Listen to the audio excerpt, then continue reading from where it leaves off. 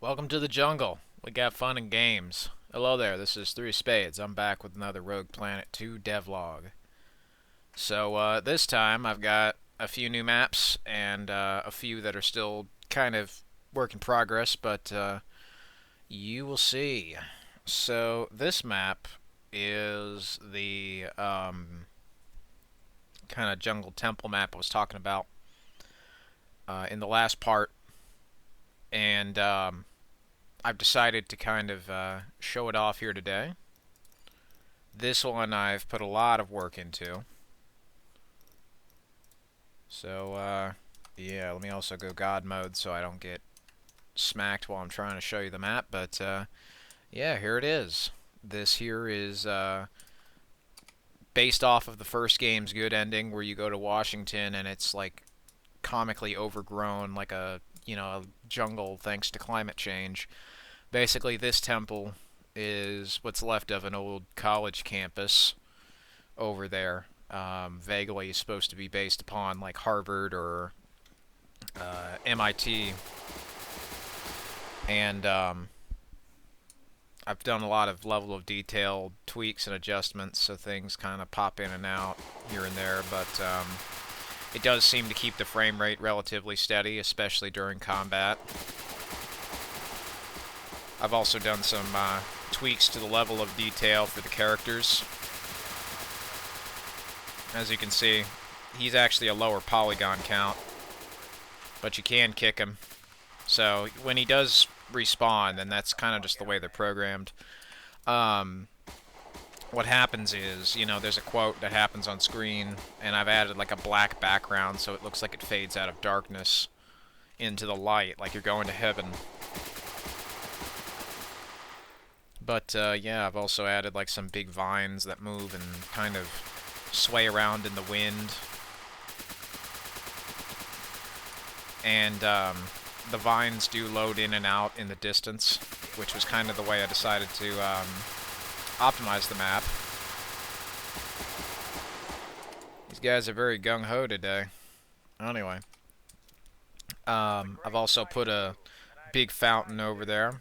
There's a I go down here. Some catacombs with some big pots. And if you go looking for treasure, well, ye shall find the golden goblin. Golden Uzis have been scattered across the map, and these things absolutely decimate. Let me show you this puppy in action. And there's also some good god rays there. So it's not just this. I mean, it's kind of like vaguely like, what if Washington was overrun by, redwood forests and other stuff, and that eventually kind of became a jungle, and climate change got heavily out of control, just like elaborate end of the world alternate reality scenarios. That would be pretty fun. There's a bunch of vines that hang off of the sides. Can shoot him. And yeah, it's big jungle. I've also got these big light machine guns. This is the Tiger. And it, of course, going with the whole jungle theme, it's got a scope. That's more of a kind of a telescope even, like a spotting scope. Or just an old sniper scope anyway.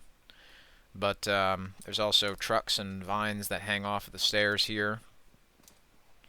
Though, I mean, sometimes they'll clip a bit, but otherwise, yeah, they seem to work. The map does have its issues when, dropping frames while recording, but most of the optimization has been helped to be kind of more in the 90s range, or sometimes the 80s, but I was able to figure out that most of the guns actually did not have level of details, and they actually had a bunch of bullets that stayed way too long, instead of just, being there long enough to make a sound and kind of have physics like they were supposed to. They also had an obscenely high texture count, like 1024, quality texture on a bullet that size, and a level of detail that was obscene, so I just cut that way the fuck back. I also removed the dynamic shadows on the soldiers because that totally destroyed the frame rate because they would always be casted. So couple that as well, I also added levels of detail to the soldiers, and I was able to successfully kind of determine as to how to optimize them so slowdowns during combat would be far less frequent. But there are many other bits in this map, big angel statues, big kind of Roman guards. But yeah, the idea is that this is loosely based off of like Harvard or MIT at the very least, something like that. And this is what's left of a college campus, and it's become the last bit of human remnants in the entirety of the Washington state in the Rogue Planet 2 universe, which is why Marcus originally in the first game had gone there looking for answers as to what the fuck had happened to humanity before, right? He ultimately found out that, like the hard way with most shit that's, very Halo type of deal, we did this to ourselves.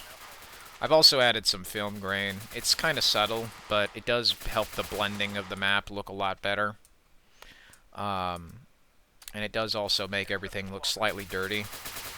It's not an obscene amount, but I did figure it would kind of help the blending of the fog here and all the lighting of that.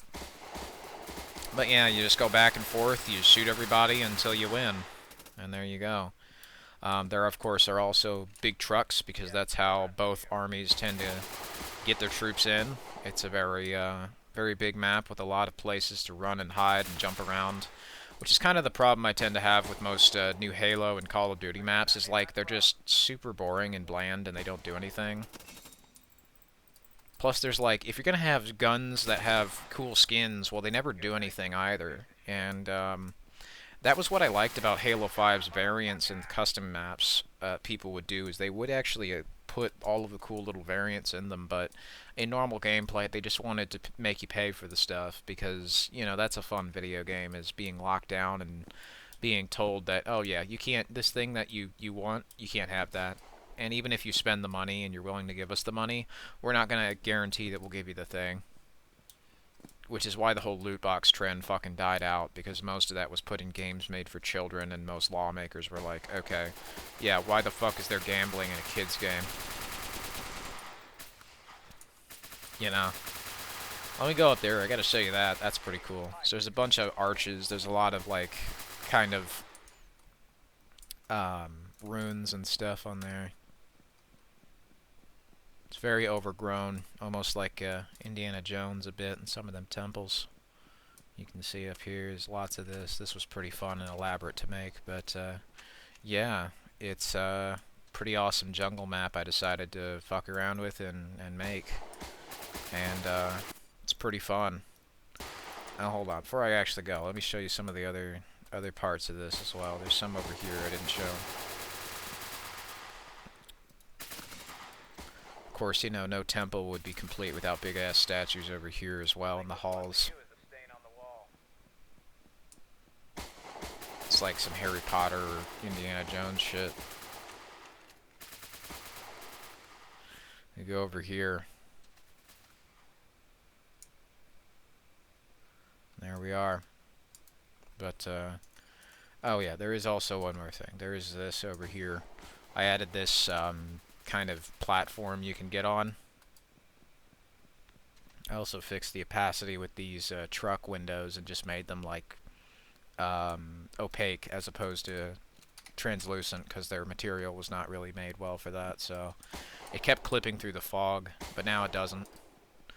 Plus they clearly, I think, had more intentions to allow you to just choose whichever one you wanted, so I decided to choose opaque. But there's also snipers up here. You can grab a silent sniper and try to shoot the guys.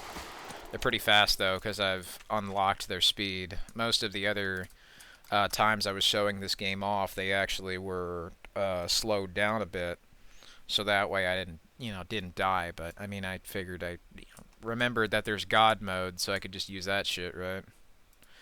But yeah, let me get this. I'm gonna show you the map here.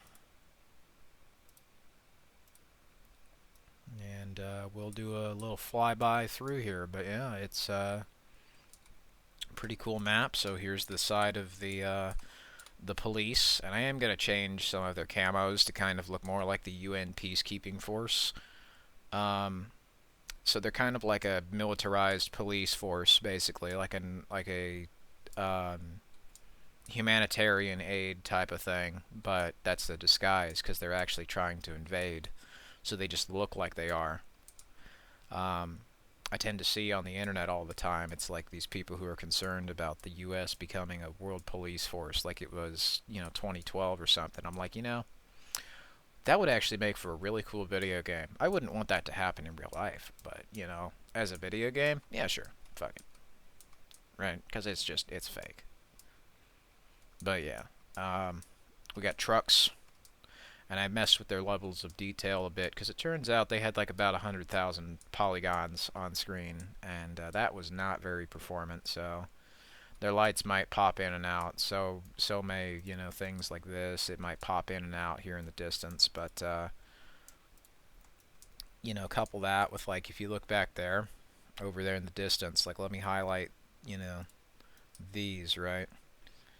When I go back a bit and couple that with like the pillar here, they'll fade out. So I mean the fog does sort of hide it, but for performance reasons, I mean if you want to have a steady enough frame rate, then I figured, hey, little sacrifices like those would be helpful. There's also the trucks; they disappear as well, but these are just little optimizations I've been doing. As well as that, you might notice how these pillars turn into kind of like a V shape almost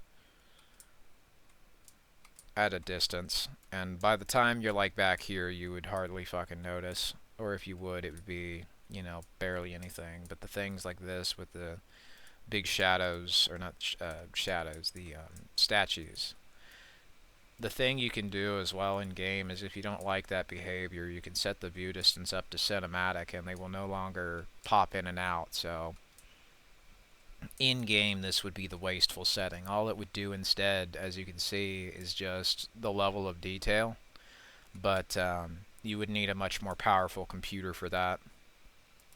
But that's the thing is, I feel like you should have the ability to choose, which is not, that's kind of the downfall of a system like Halo 5, was since it wasn't on PC, you didn't have the ability to choose most of these graphics settings. Plus, it's also like, it could be a little ghetto sometimes with Aurora here. She tends to kind of get Down syndrome. So, she turns into like a cave woman. But, hey, if that gets a steady enough 100 frames a second, do you really care? Probably not, no. But that's fine. So we've also got little things, like since they're kind of in the light, right? You can see that at a distance they tend to kind of deform, but once again, you could just turn on like the cinematic, and that would increase the distance at which that would pop in and out. Now, I'm sure there are other things I could probably end up doing, but I'm pretty happy with the frame rate this has, so I'm just going to keep it as is. So, fun optimization stuff. A lot of these wooden barriers as well, they pop in and out. Let me show you a map that I was making for a friend. This is not finished yet. It's called Bloodtown. So, because a friend of mine did some art for the first game, I owed him a solid. I said I would put an Easter egg in there for him, and I couldn't because the engine broke. I decided to do him a solid here and make him a whole ass map. So, yeah, let me show you. Let me make sure this is like... There we go. There's also some overdraw with the fog, but I'll have to fix that. So, I have also done some changes to Santa Fe again, and it was mostly to do with too many duplicated models. This is just kind of going through and polishing a bunch of stuff right now. So let me get the God mode. And let me also get the frame rate. So if it goes down a bit, usually the target of this is 100 frames a second. Some maps are not going to always get that. But this would, I think, be a reasonable sacrifice, because now you get a map that's like this.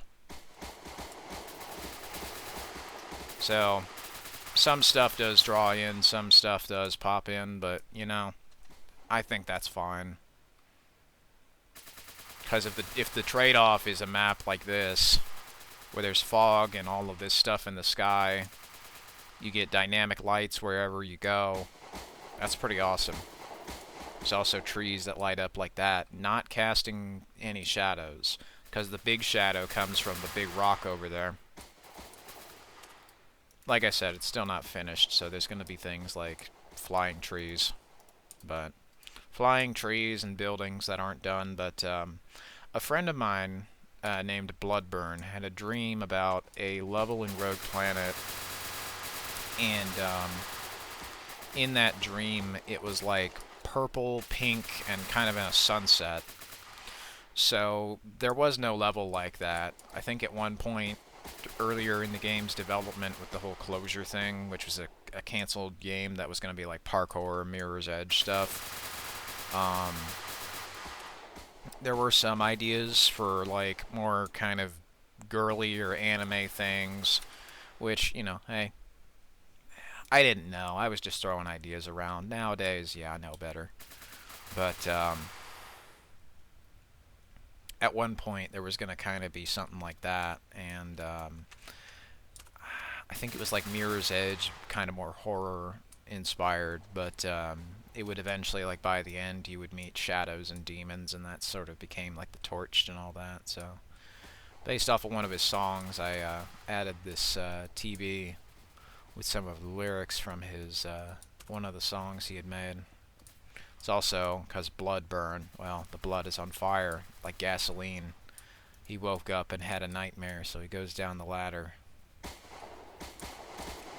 I'm planning on adding like a zombie in there so you can't camp, but there's going to be fire and blood in here as well, so you could follow the trail. He had this dream where it's like you go through this tunnel, and I kind of wanted to make it look a little weird by stretching out some textures here so it kind of looks more surreal. And it's like hard to focus in on shit because it's like, you know, in dreams that usually tends to happen. So this one's more explicitly a dream, right? There's also some pretty good parallax mapping here with the bricks. Now that does tend to have its weakness where if you get right up to it they get really stretched out, but this is a cool effect that I did on the Satan Church, so I've used it here as well. And like the idea is that since this tunnel is a dream, right, it's contorting and twisting, and shit doesn't quite look right. So he goes through the tunnel, he's walking down the alleyway, hoping there is light. I think there is, sir. So the tunnel in his dream didn't do this. I mostly just did this for gameplay and also artistic reasons. It's a lot easier to make a city like Spec Ops The Line where the shit is halfway flooded in sand than it is to just make the whole city, because oftentimes you can just bury shit under the sand like that and then make it an invisible ramp up the stairs. So I do want to add some more of like the dreamy elements into the game, and this was also just like, you know, keeping my word, doing the favor I said I would. There are some issues with it, like you can't get up the stair at certain points, but some shit I just don't care to fix. So over here you can see there's also, you can go through the rest of the tunnel. This leads over to the enemy spawn. Now this isn't something I did in the normal Santa Fe map, but Santa Fe was used as sort of the base template for this. So if you go through here, there they are. His kind of dream was more of a city, but because Unreal Engine can only handle so many cities, so many models for that, I figured, you know, I'll phase some shit in, add some trees, add some trucks, kind of expand the Santa Fe map to make his dream. These motherfuckers are loud. And this will be pretty good with some music.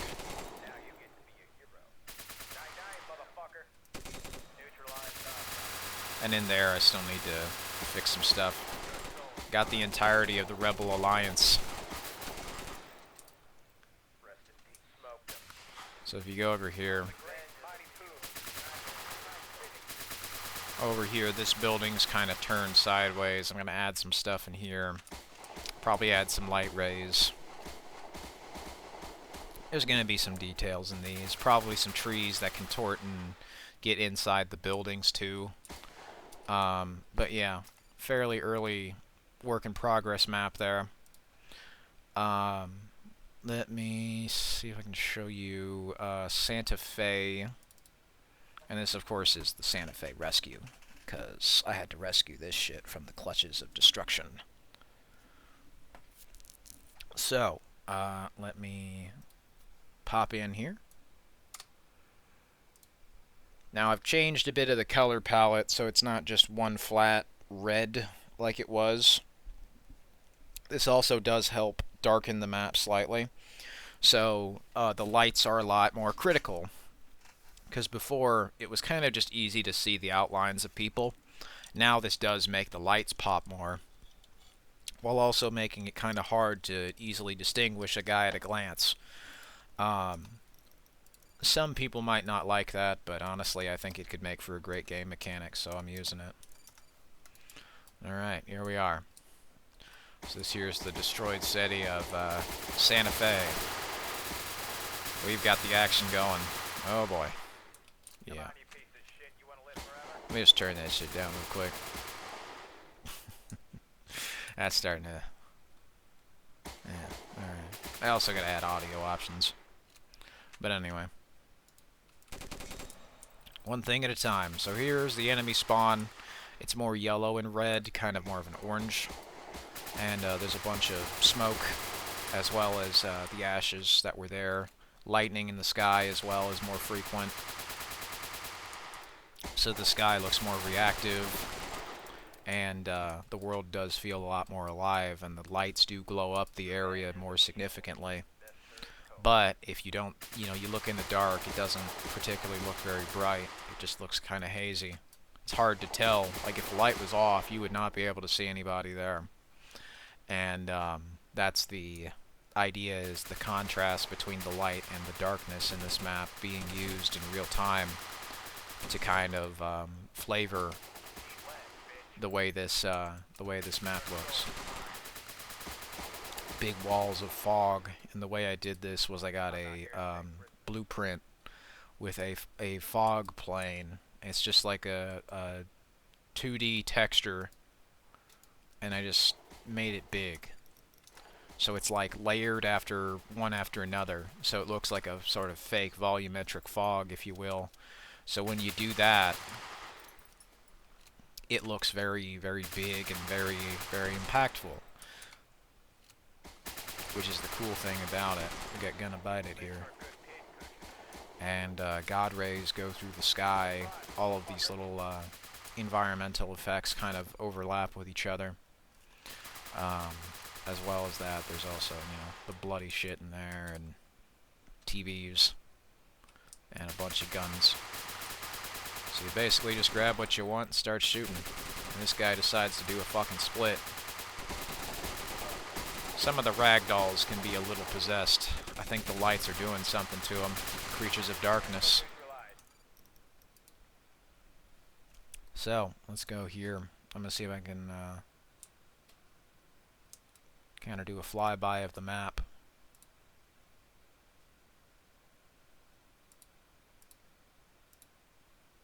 And let me get the immersive mode so it's a little better to kind of see. But as you can see, when it's in the darkness, it's a little hard to see. So it'll be either the light is shining at your face, or you're here in the dark and you can't see hardly anything. Now usually with these walls of big fog, the way I had done this, if I turn this off, which is the way it was before, see, there's just kind of a haze to everything. And that's often the way that games on the Xbox 360 would do their lighting before they had a lot of volumetric effects. It turns out to be a very effective way of lighting the area, but it doesn't, it doesn't look convincing enough by itself. To me, what kind of stands out is in the distance. You see where that arrow thing um, is stuff looks kind of flat. It looks all right, but it does not quite have the pizzazz that it should. So that's why I added, there we go. Boom. So big walls, like 2D planes of fog, right? And this kind of makes the map kind of look more polished and kind of presentable. It also does obscure some of the draw distance, but, if you were to, let's say we take these guys, and we're going to just turn them off, so it's a lot easier to kind of, right, we take these guys and we turn them off.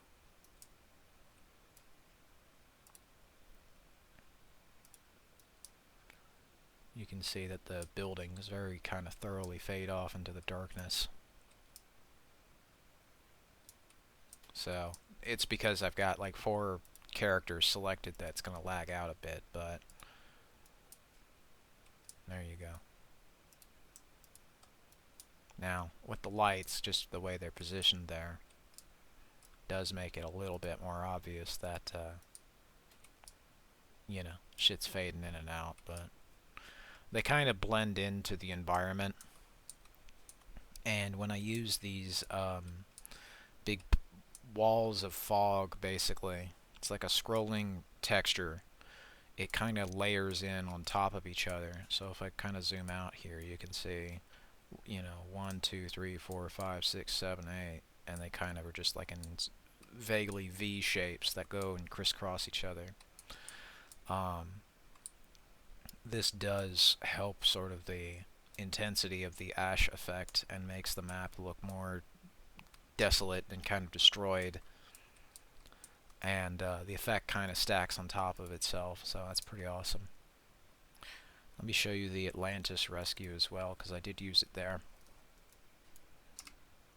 So this also has had some film grain added, but as you can see it looks more blue. If I zoom out, you can see the fog. It's kind of subtle, and it does help with the color grading, but there we go. Let me kind of show you before and after. So this was before, and it kind of had, once again, that flat look, and it's kind of around the edges of things like this. If you were to look at the edge of that, not just with the anti-aliasing, right, it has this sort of like plastic glow, even though I've bumped up the normal map a lot. And the way I was able to kind of mitigate that issue was using these fog walls. So here's the after, right, and especially back there in the back, you can see how it kind of, like back here, right, the light is casted on that building, so it looks really obvious when it draws in. Meanwhile, that's a little more subtle. And this does help kind of make the fog look more 3D, even though it's not. Because the volumetric fog effect in Unreal Engine has very, very huge performance issues. So if you fake it with like 8 big walls of fog that are not particularly high resolution, you end up getting a higher frame rate and a much better looking, environment as well, because you can have these little effects like, the steam here coming from, the ocean. It just looks like water is going by with all these little driplets and drops of water, streams and stuff, right? And it looks like the sun is shining up above. So you couple that with all the fish and the big buildings and the seaweed, and it's just little improvements like this that I've kind of been going through to polish the game up with to make it look and naturally play better. So I can show you that all I like, but I think you want to see some gameplay. So let me do that for you. I did not do anything to this map, so I have no need to save. Unreal.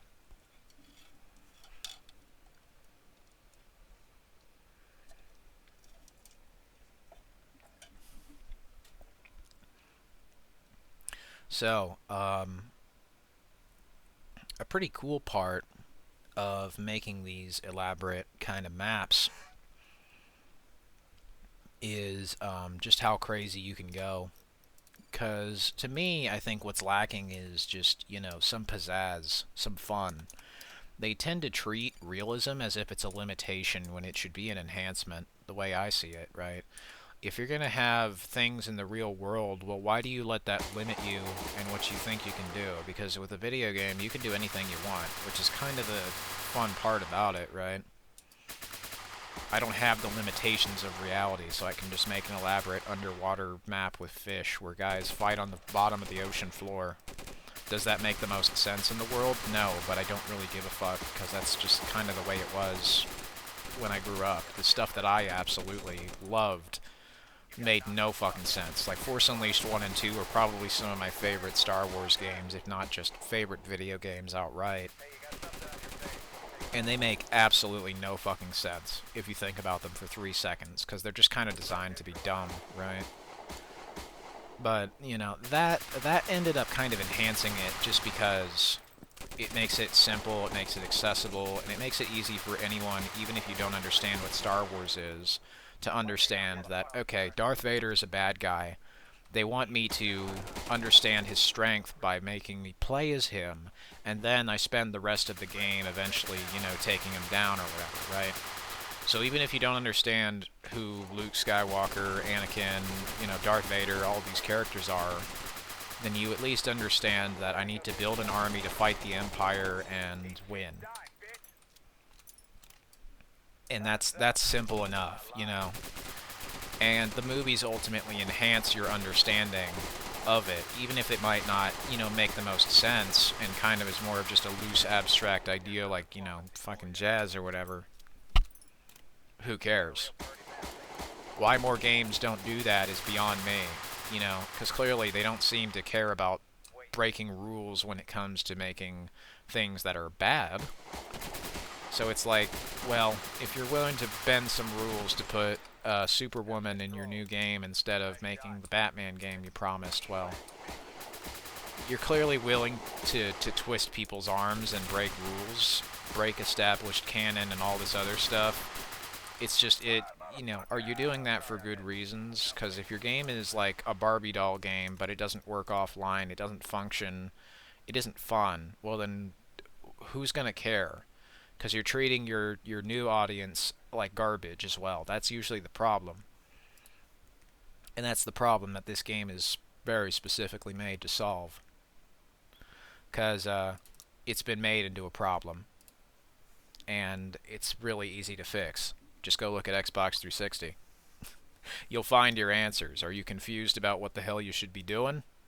You won't be very long. If you go play some of those games, they'll give you some great tips.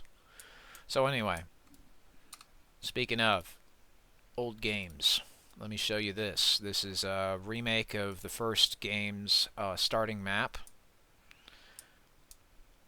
I've done some optimization to this with the draw distance. So stuff will now kind of pop in and out at a distance, if you see over there. Now, you're obviously just going to be stuck here kind of on the ground. And some of these maps are just made to look really good compared to like others, but the kind of the core idea with this is like, this is just showing off like the new engine versus the old one. Now some of the trees and the shadows there as well might not be the most performant thing in the you know, in the world, but it's like that's not really so much the point as it is just showing off a cool map that looks really pretty. Now some of these maps are just designed to look really pretty, maybe at the expense of performance, but others are designed to be very highly performant, so there's a good variety in there. So far I'm at about, I think 36 or 37 maps for the game. And this kind of draw distance trick is something that you could very easily use in your own game. And the way you do this is you just, let's say this dumpster right here, you type draw distance, and I set most of this to 9,000, which is able to get me a fairly alright frame rate of about 80 usually. Some maps of mine do not hit the desired frame rate target, but that is just kind of the way the beast works sometimes. Let me put this to unlit and I'll show you the map here, because I think I briefly showed this at the end of another video, but I didn't really do my due diligence entirely. But Pompeii is another one. I've optimized that a bit. Mostly, you just need to ask yourself, is a player going to need to always see this thing all the time? And usually it can be something as simple as just like a cornfield or some pumpkins. And you'll figure out the answer is usually no, because if most of these games kind of look overcast anyway, you could use that as a strength as opposed to a weakness. Because I see a lot of people who don't like the look of these games. Well, it's like the way they're being used is often at the expense of something else, and that's the problem. Usually it's at the expense of like split screen or, you know, features. They would ruin a good system by adding a bad implementation of another one. Like Halo 5, right? With Halo 5, they added a lot of really cool rec variants that I liked. They added all of these cool new modes, but then usually it would be like, okay, in order to get this cool new armor set that we've added, you need to go with your clan and basically spawn trap the enemies in Warzone for 500 years, which totally ruins the fun of that mode. So it's like you've now successfully screwed up the fun that you could have had in a mode like that by ruining it with another decision.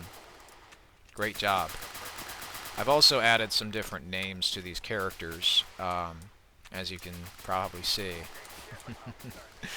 There are some other ones as well that I'll be doing with the different maps, just so they don't all have the same names. But I did figure that it'd be kind of funny to add different bot names. I also have removed some of the shadows and some objects here, so they might, you know, some things might be a little screwy, but with Unreal Engine 4, there were only so many I could realistically be expected to do. The film grain filter is also very strong on this map, just because that's the way it was in the first game, so to keep it authentic, that's the way it's going to be in here. Even if this might be jarring, that's, you know. The game looked overly sharpened and very film grained, and I liked it because it was just obscene. And that was the idea. It's supposed to look like a found, you know, like a cancelled Xbox 360 game being played on a stolen dev kit on a shitty, broken CRT TV. So if things look like they jittered constantly, that was the idea. But yeah, got the Freemason here. Freemason, game over. Bye-bye. And yeah, the shadows are pretty strong on this map. Some of these I figured, since they were loosely in the original game, but they didn't move like that, I figured I would add it. This probably won't be in the campaign like that anyway, with the shadows there, but who knows. So let me show you the surreal puzzle. I did a bit of fixing up on the George model because it turns out his levels of detail were not correct. So I did fix those. The modeler, Dylan, who made them, was kind of particular about that, but yeah, he used to kind of look a little blocky. Now old George here looks a little better. So that's kind of more of the way he was supposed to look. And now he has a different, you know, level of detail system. If I show you here, kind of make it unlit, and then I go with the levels of detail. So there he turns into a lizard. There he turns into a dead body from Silent Hill 2. But the levels of detail have been added to multiple models. Let me go show you the soldier. So if I show you the soldier model, he's very elaborate, but the way that I have designed him, originally he had like 115,000 polygons or triangles, right? So I was able to lower it successfully to about 33,570. And this is what he looks like usually if you're like right next to him. Then it goes down to this, which is like if you're, I don't know, about like 3 feet away from him. And then he goes down to that. So he kind of looks a little blocky. Starts to turn into a PS2 character. Now PS1 character. Now Nintendo 64. And now the soldier is a fetus. But it's little optimizations like that when you see you go away farther, that stuff can get you over the line and help you get a playable game. Now, I don't know how well it'll work in practice, which is what a stress test build is going to be for. But if you see when I kind of go back and forth from George here, actually, I'll show you just in the model thing, right? You see how his model, he has like 3 levels of detail. His spikes kind of disappear after the first one, and then he kind of turns into an alien, and then that. He's got a hole in his chest like Skullface from Metal Gear Solid 5. So he turns into like a chameleon or some shit. Turns into a fucking Komodo dragon. Or the Locust from Gears of War. So let me turn off the real time. I'll show you these guys working in action here. There he is from the first game, so he took a little bit of a break with the spikes, but don't worry, he is still coming to your Christmas party to spike your punch with Mountain Dew Baja Blast, because that's what he drinks. It's what makes his teeth very, very spiky, very acidic. He also eats corn on the cob in the forest during Skrillex dubstep rave parties. And no, that is not a joke. Skrillex, though, is not, of course, associated with Rogue Planet, so that is a work of satire. But he does dance to dubstep in the forest at night. But yeah, here we are. There are buildings over there I still need to swap out for the other ones I had in Santa Fe. Their names have also been changed. Major Pain, Grim Reaper, Radar Killer, To Burn or Be at Peace, Rogue Planet, Lines of Dead Sand. Of course I play as Anonymous because I don't have a name, so by default you just play as Anonymous, the hacker known as 4chan. But as you can see, it does seem to hold up fairly well enough. I'm not saying this is a perfect system because there are going to be things that pop in and out. But I am saying it usually tends to stay above 60 frames per second. And it's not impossible to optimize. Like most of this grass needs to get gone and a few other things as well, but I could easily get this fixed up and working. Like, I mean, if I maybe tone back some of the trees and that sunlight in the other map, then yeah, they would work. But there's still some things that are kind of unfinished, but that's what doing these and kind of going step by step is for. So let me show you Pompeii. Now Pompeii has had a few changes, mostly just kind of behind the scenes stuff.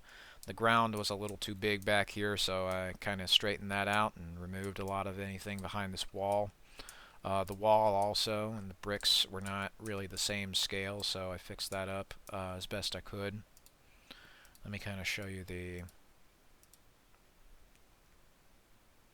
frame rate, then I'll show you the game view, and then I'll show you the immersive mode, and there we go. So, running a lot better. Objects off in the distance do deload thanks to like the whole Silent Hill trick I've been using throughout this, where you have like this fog wall off like, I don't know, 20 feet, say around where, you know, this the corn is, right? So you look at the corn over here, usually that stuff will deload, disappear off in the distance. And because you'll never get to a height like this, you won't see the map from like above, right? But there, as you can see at certain distances, the stuff will load in and disappear. And this kind of trick is very helpful for ensuring that you do get a high frame rate. Now naturally it does have its downsides, like you have to add fog and other stuff, but usually people tend to like the way that looks just because it makes it look very atmospheric. And as you can see, like, this looks fucking obscene. So it's like, would you rather have a ghetto jerry-rigged PlayStation 1 game or something crazy like this? Because if one guy can make this, you can too. You most certainly can make this. Anyone can make this, is the idea. So that way, more people kind of get the idea and they're able to make their own cool shit. Like, I want people to make cooler shit than me. I don't want to be the only one trying. Because AAA gave up, that gave me an opportunity. And that's the way people should think about it, as not, oh, they gave up, I'm going to be sad now. Boo-hoo me. No, you've just been given a golden fucking opportunity to go in and make some money while also making a fun-ass video game. Because you know what people want less of? They want less of being told, fuck you, go join this group of people or that group of people because they're good and you are, and anyone else is evil. No, they just want to relax, play a video game, get some pizzas, hang out with their friends, and have fun. Because that's what you used to do on the Xbox 360. It's what you used to do on the Xbox One before they started removing most of the features from that. Or at least that's what I used to do. And he'd say, oh, it's growing up. No, arbitrarily locking down shit and forcing people to, you know, buy the new game if they want to have even half of the experience they used to is not growth. That's an outright restriction. That's bullshit is what it fucking is.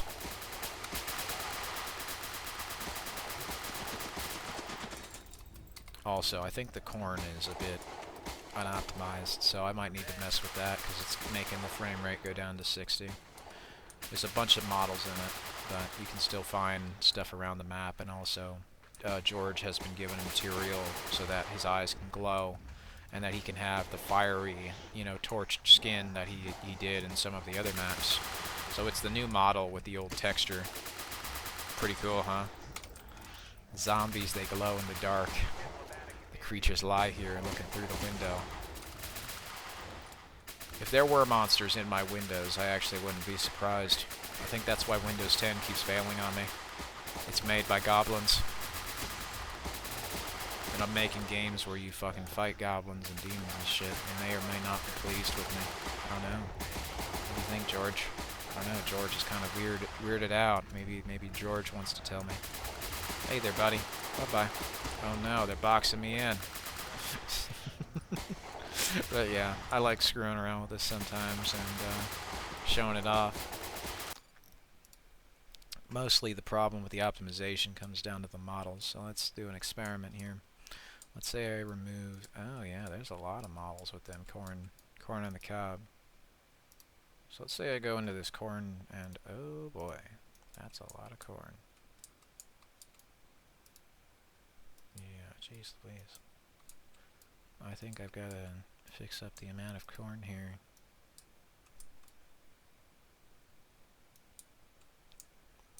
The corn and the fences, they do not need to have that many. Well, that'll be something I fuck around with in the next devlog, preferably. Duplicated models, try to avoid it where possible. So usually, by that logic, you could go up here and I'm sure most of these I could just get rid of. So there's a lot of them.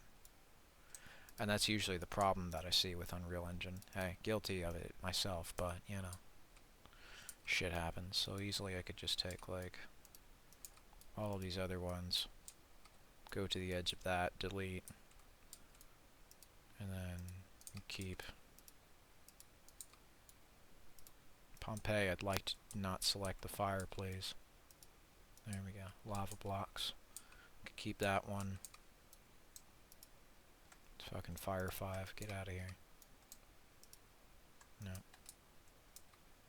I love it when this just doesn't want to work. Anyway. That's enough of that. Probably have to do some more optimization on it later, but that and the poly count of these cars probably needs to be lowered, but yeah, so there's those maps. The aquarium as well, I think I did some work on. Hold on. No, it wasn't the aquarium, it was the Blood Ocean. I managed to get the sharks working without the map crashing. I don't know what the hell was causing it, but sharks are now in this map and they have laser eyes. I'll see if I can show you. So here they are, the sharks. Now they do have an issue where they tend to get stuck, so I do need to like probably make them a little faster. But yeah, here are the laser sharks. Sharks with freaking laser beams attached to their freaking heads, as Dr. Evil would say. And of course, because it's the Blood Ocean, there's a lot of blood. And, you know, these guys are just, well, they're still chilling. Rogue Planet, Rogue Jaj, and Unreal are still making deals even at the end of the world. Throughout the office as well, I've added ladders so you can get on top of the tables. I've also changed out the tables. The fish in here have also had seaweed added. I've also kind of messed around and just polished it up a bit. So I'll show you some more of that later when it gets more finished, but for right now I'm going to go to... No, I don't have any need to save the corn. So I'm going to go here to the Three of Spades map. One little detail I have added is there's some bubbles that are in the fish tank now, as well as the seaweed. So the fish tank is more complete. Kind of show it off in a bigger immersive mode here. I've also added ladders so you can get on top of the shelves. You can snipe people if you want. There's also blood on the ground, which I think I showed off in the last part. The upside down cities and other stuff too. Pretty awesome.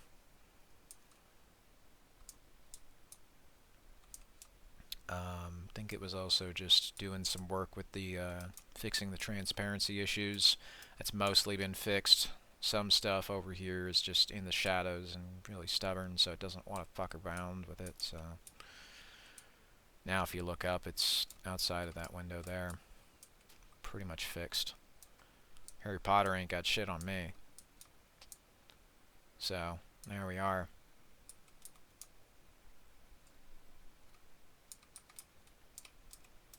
This as well with the window. There's also rain droplets on there, and also rain that kind of came in on the side. Scuffs and scratches. Things of that nature. Kind of makes the world look lived in and dirty. Which was a favorite thing that George Lucas did in Star Wars of mine, where everything just looks worn and, you know, used.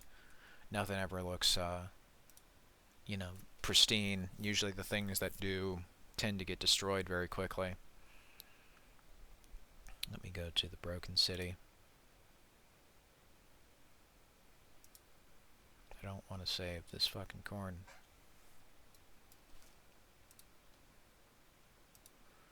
So let me go over here, immersive mode. Also added the algae in here. So this is just algae, as opposed to bubbles like it was in the Three of Spades map. And there's more lightning and it's more frequent throughout. There's also some more rain. And I'm going to make a version of this map where you can destroy the shelves. And that thankfully isn't too terribly hard. I just need to make the shelves into separate objects that are not part of this blueprint with the building. The big fucking building, of course. Oh yeah, also in the Three of Spades map, I added the Three of Spades poem. Or not the poem, the channel trailer. Well, I guess it is kind of a poem. Bad things come in threes. Bad cards, bad hands. Oh, well, I guess it didn't. Did it not? I guess it didn't. No. I thought it was there. Oh, my bad. Or I might have added it to the wrong map. I don't know. But that I guess I will add since I was thinking, damn, I totally added that, didn't I? Nope, guess not. What else did I do? Cycled in, Santa Fe, rescue local military. Oh yeah, the office assault. So the office assault has been altered a fair bit.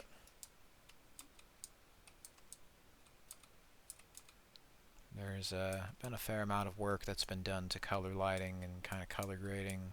I've added this very red fog, so it looks all kind of like a prelude to the blood ocean. You can also climb up these ladders and get on the tables. It's a bunch of blood in the office. You can jump from table to table if you're good enough. Others you cannot, though. But yeah, some of these you can get up on. I've removed, I think, all the chairs. The shelves are still here, though. No chairs, just because people get stuck on them. I figured out the chairs had really bad collision, so I'm just not going to fuck with them. The laser sharks are in here as well. And the bubbles have turned to blood bubbles. They killed the fish. They get along with the jellyfish, though. So, another cool feature of this is you can actually, and I'll see if I can show you this real quick. One cool feature is that you're able to use the decals here. You can hide in them, camouflage yourself. I'll see if I can show you. So, when you hop in, right, what'll happen is you get in the map, and because you're like pint-sized, you're like Bug's Life or, you know, Toy Story sized, roughly.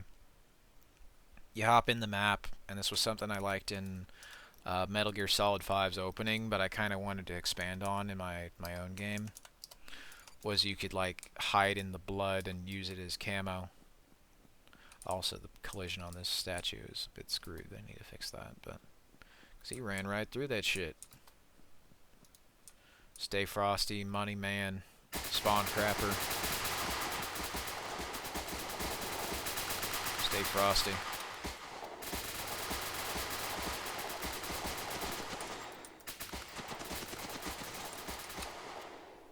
Run, motherfucker! Land of the free, home of the brave. So I go up here. Threat neutralized. There we go. Frame rate kind of evens out a bit, but you know, some maps are just bound to get a little messed up. You can get covered in blood there, as you can see. Which, if you go like, you go prone in the blood, it makes it kind of hard to see you. Bye-bye. So I'll see if I can show you here the stock market, or maybe the Secret Service will do it. I don't know. But, there, see, Money Man might have a taker. See how you get covered in blood when you go into there? It's like you turn into a chameleon. This would be very effective if you're trying to hide against the wall or something. Say hi to the Reaper. And you can look down and see if you're covered in blood or not, thanks to the view model, right?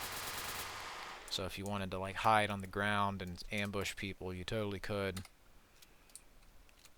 And it's kind of just details in games that are like, you know, why is this not interactive? If you're going to have yellow paint, well, why is it always yellow paint? And as well as that, why is it like you can't do anything with it, or you can't like do some cool shit where, you know, there's some surreal camouflage element where they have like advanced camo that's like a fucking chameleon, or, you know, salamander type shit.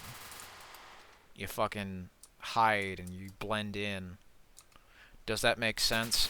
No, not really, but I don't really give a shit, because it's cool. So let's say he wants to kind of, you know, blend in. You could hide in straight up plain sight if you wanted. From this distance, you'd barely notice. A lot of this too, because they sometimes tend to go against the wall. And that's kind of the fun part of it, right? This map is definitely more Rogues Unrivaled. Rogues Unrivaled are the rebels. Um, it's more favored towards them, and some are just gonna be. But I figured it would be pretty cool to have little gimmicks like this, so every map is distinct, and every map does something. There's also blood up on the ceiling, and of course the God rays are blood red. Moneyman 666. Some of them just have funny gamer tags. Some of them are a little more serious. Federal Reserve. Can't hide, bitch. There's a few chairs in here though as well. Those I didn't take out because they actually seem to work fine. No, the problem is like you can't get in between the legs, so you can just jump on top and then you can, you know, do that if you wanted, but you'd be flying, so hey, this is a cool power position. I figured I'm gonna keep that in even if it's a little goofy. You might turn into Superman a few times throughout this game, but I don't really care because it's fun. Like you're telling me you've never had an elaborate dream where you like fucking fly in a motorcycle like Crazy Frog? Except there is no motorcycle, you're just flying by like sitting down and putting your hands up in front of you. I have those all the time, they're really fun. Usually though, I have them when I'm in Harry Potter. I don't know, like I'll dream about Harry Potter, and then I'll just have shit like that happen. I don't know, it's kind of fun. But, yeah. Making weird, surreal games based off of my dreams.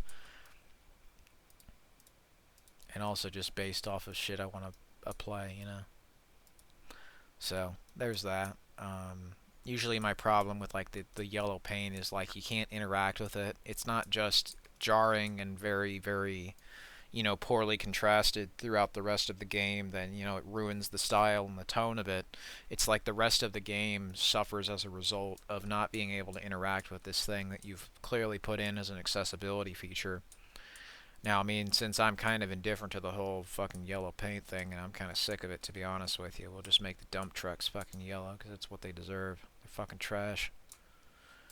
At times, it's like, you know, if you have like a game that looks like a construction yard, okay, fine, but like, you know, how many games can get away with that? Most times I'm indifferent to it if it's like fit into the setting. Like say Mafia 3 versus Games Now. Great example. They have all the stuff that they tend to do now, even the temporal anti-aliasing and the weird lighting that's not any good. But the difference was they tried to ground it in authentic, you know, 1960s sort of, you know, world and storytelling. And the game, what it might lack in gameplay, it makes up for.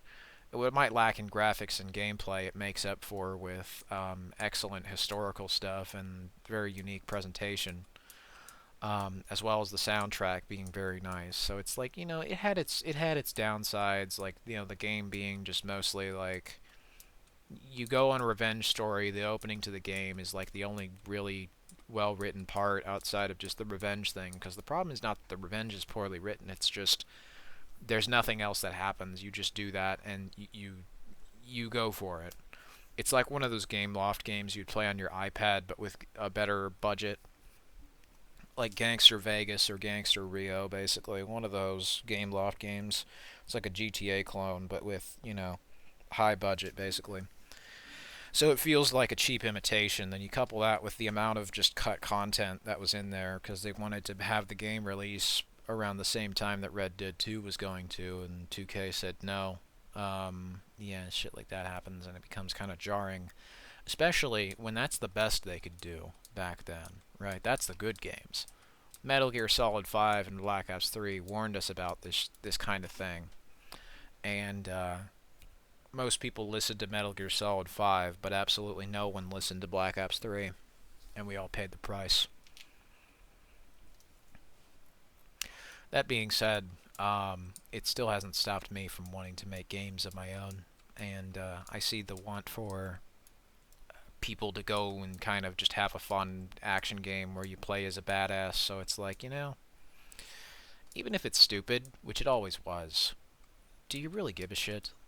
Unless it's a bad game, unless it's doing a bad job of entertaining you, sure. But I don't think those games were particularly bad. I think they were harmless. And I think even the people who were the most critical of them, to the point of where, they made their own games, like Spec Ops The Line or the Stanley Parable, they often just said, yeah, this game's fine. Well, if it's fine, why didn't you do anything about it? Well, it seems like all they could do was destroy things, ultimately. But, that's maybe just going off on a bit of a tirade. But anyway, I think that does it for now.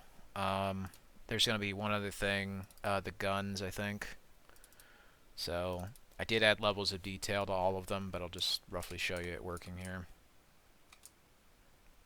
If I can, anyway. I don't know if it will, but there's 0, there's 1, 2, and then 3. These will kind of pop in and out if you use the lower settings, but also just kind of at the distance. But yeah, I guess that's it. See ya.